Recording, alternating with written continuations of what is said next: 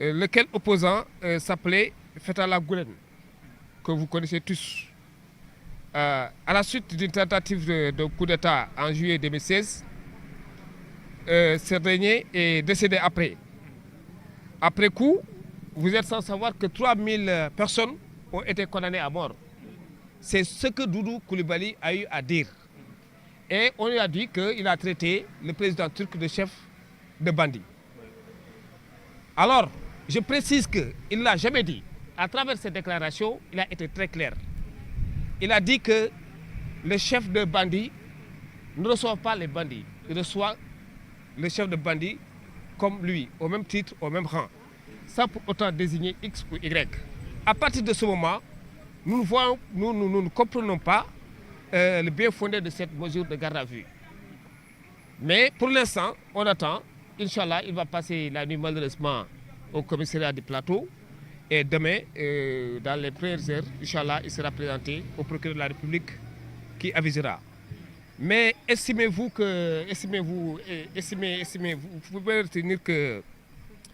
pouvez retenir ceci. Il a signé sa seconde déclaration en présence de son avocat, de ses avocats, M. El Hadji Diouf, M. Tamsir, Si et moi-même. Nous avons eu à l'assister et demain, Inch'Allah, il sera présenté par devant M. le procureur de la République. Mais nous estimons que les chefs pour lesquels il est poursuivi ne sont pas constitués, ne sont pas constants en droit. Et nous allons le développer. Nous sommes dans un état de droit. Le parquet, c'est une partie au procès. C'est l'accusation. Le parquet, c'est le bras armé de l'exécutif. Et fort heureusement, nous avons des juridictions de jugement.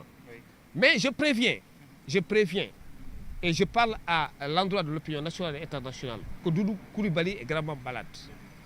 Il a des problèmes cardiaques. Il a une insuffisance rénale. On a présenté un dossier entier. On prévient de tout ce qui pourra advenir par rapport à sa santé, à sa survie surtout. C'est extrêmement important. Je pense qu'aujourd'hui, son état n'est pas compatible avec une garde à vue, avec une détention. Et j'espère qu'une fois au parquet, qu'on ne le présentera pas devant un juge d'instruction. Parce qu'il n'y a rien à enquêter, rien à instruire. Il a été clair. Il a eu à être confronté avec ces déclarations. On a mis sur la sellette une vidéo, à travers laquelle vidéo, il dit ceci. Un chef de bandit doit inviter ou fréquenter un chef de bandit comme lui. Mais étant respectueux des institutions, il dit qu'il était hors de question pour lui de traiter un chef d'État ou un premier ministre de bandit ou de chef de bandit. Le s'en faut. De toutes les façons, comme j'ai eu à le dire tout à l'heure, il n'y a rien à instruire, il n'y a rien à enquêter. Le procureur n'a qu'à prendre ses responsabilités. Car aujourd'hui, il a un état de santé vraiment déplorable. Je l'ai tantôt indiqué. Il y a son épouse tout à l'heure qui a eu à lui faire une injection. Il est diabétique en même temps, voyez-vous. Donc cet état de santé n'est pas compatible avec une détention. Nous sommes dans un état de droit. La liberté, c'est le principe. La détention n'est qu'une exception, surtout pour des propos que tient un journaliste ou un chroniqueur dans le cadre d'un état de droit. Je pense que c'est une décision quand même à fustiger, à critiquer, à regretter, car nous avons tout à l'heure eu à vous en faire part les causes pour lesquelles sa détention, les raisons pour lesquelles sa détention est infondée, injustifiée, voire arbitraire en droit. Et maître, pour le délit d'offense à une personne exerçant les mêmes prérogatives que le président de la République. Vous savez, l'accusation a ratissé large. Il est poursuivi pour plusieurs chefs.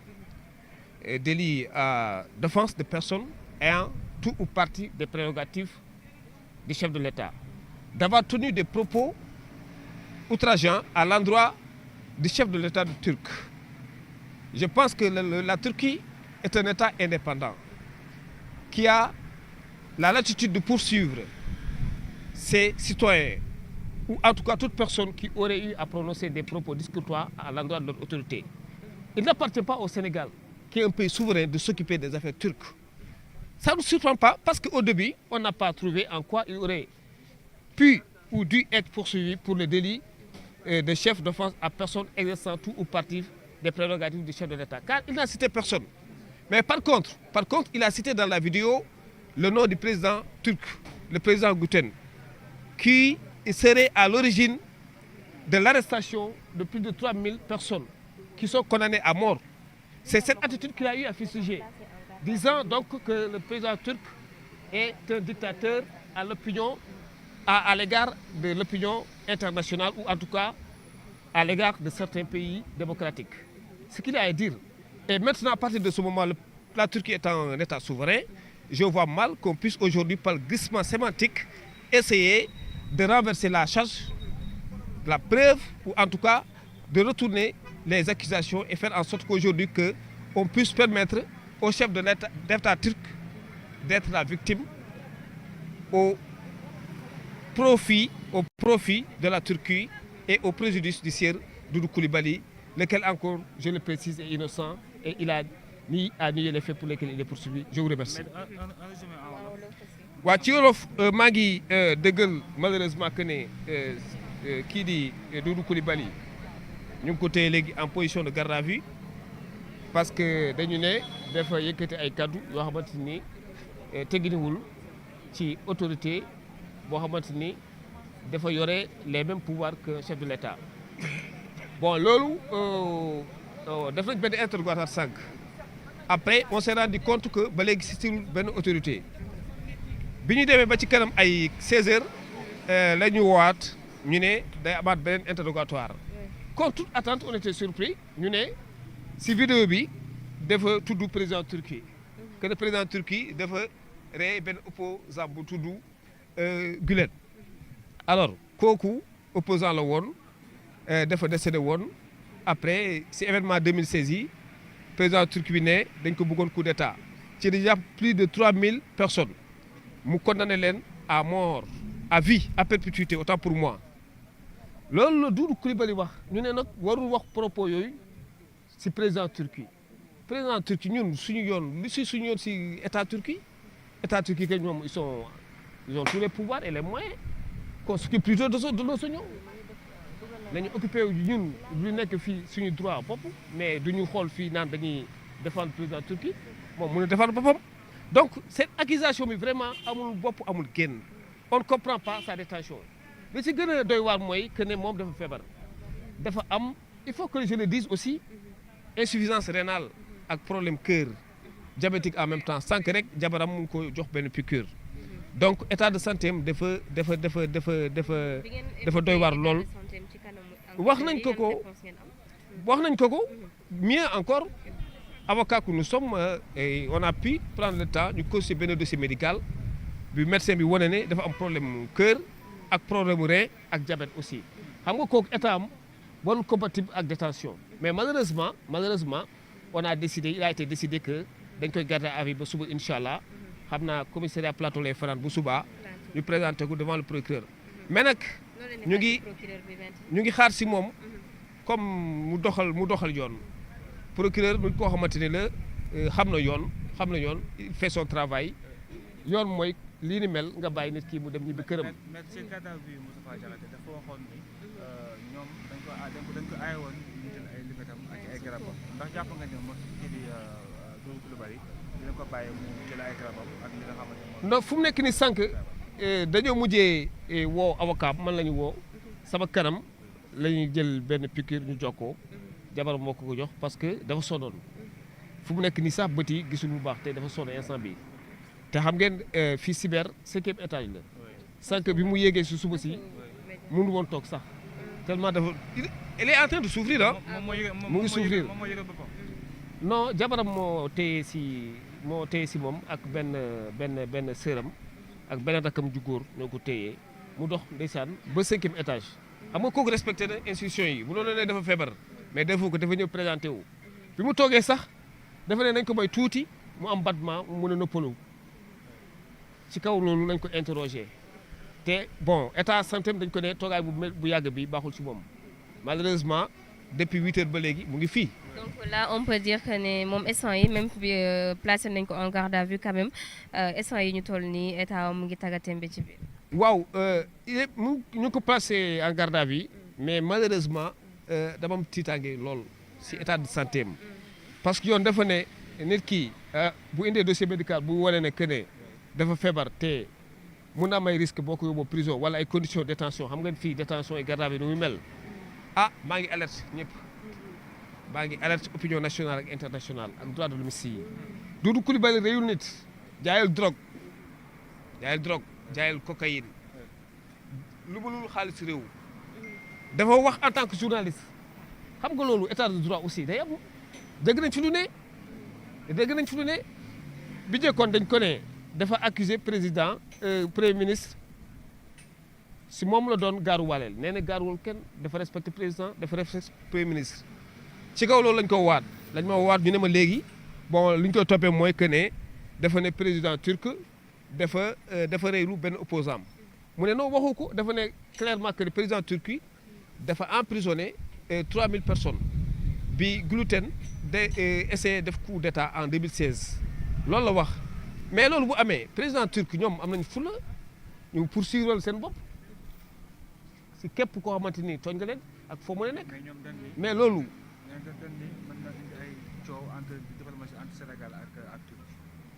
nan la mën a indee coow un journaliste boo xamante ni dafa reprendre lu ñu wax boo leen demee si internet bi boo leen xoolee si internet bi soulèvement bi amoon 2016 bu mu paree après président turc bi dafa emprisonné 3000 opposants mu condamné leen à perpétuité loolu dafa am loolu c'est pas une mauvaise nouvelle c'est pas une fausse information voyez-vous donc ci kaw loolu ñun en droit la ñuy xool droit dafa sukkandiku yu ñuy woowee certitude ay preuves te journaliste aussi dafa am liberté d'expression mais liberté bu xamante aussi dafay méngoo aussi respect vie privée ñëpp ak vie privée homme politique yi fort heureusement Doudou Coulibaly bi mu wax sànq newul premier ministre non dafa wax ne nit ki ak yenn nit ñi ñoo war a ànd président dafa ne dañu xawoon bouleverse ordre protocolaire président moo waroon invité président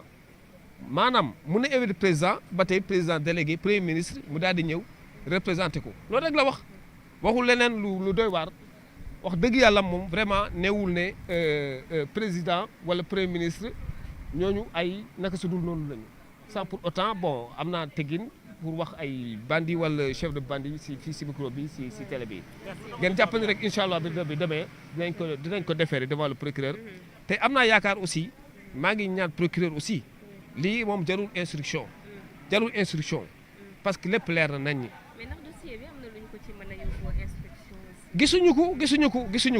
gisuñu ko xanaa bu ko sonal parce que lépp leer na wax na sànq bi mu waxee ba pare enquête bi jeexoon na dañoo jékki-jékki ñu woowaat ñu ne ñu nañu ñëwaat def ko dañ koy dégluwaat si beneen élément te loolu bokku ci woon mais loolu est-ce que droit la man yaakaaru bokku il faut quand même qu'on fasse attention Turquie état souverain la.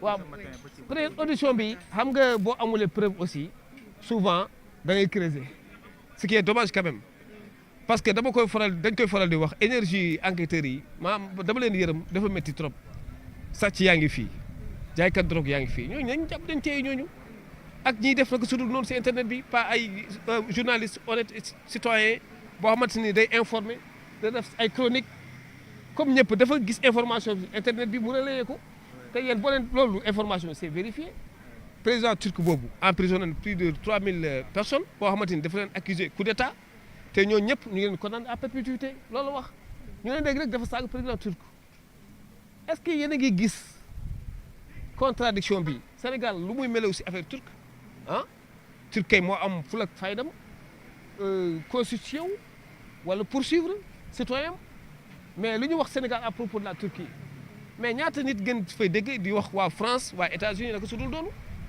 mais foofu lay mujjee délit d'opinion léegi vraiment je pense que waroon nañu ko dépasser mais c'est dommage quand même fort heureusement je pense que bu demee si juge bi incha allah tribunal dina jël responsabilité am bàyyi ko bu soobee yàlla incha allah jabaram mu ngi si biir ak moom parce que moom moo nekk ak moom fu mu nekk nii Doudou dafa war a am assistance parce que li ñu def ni c'est extrêmement grave koo xamante ni dafa am diabète am insuffisance rénale am problème cœur kooku nga nekk da nga koy garder à vue yóbbu ko prison ëpp na dara bu xewee de en tout cas dina ñaaw lool kon santé tey ñu ngi alerté il est en danger. il est en danger parce que ku am problème bu rein problème cœur ak diabète ñu fanaanoo la si cellules yu mel nii wala déféré xam nga kooku aussi doy na war lool waaw loolu laa leen bëggoon jottali. merci beaucoup maître Ba. jërë ngeen jëf maa leen di gërëm merci jërëjëf.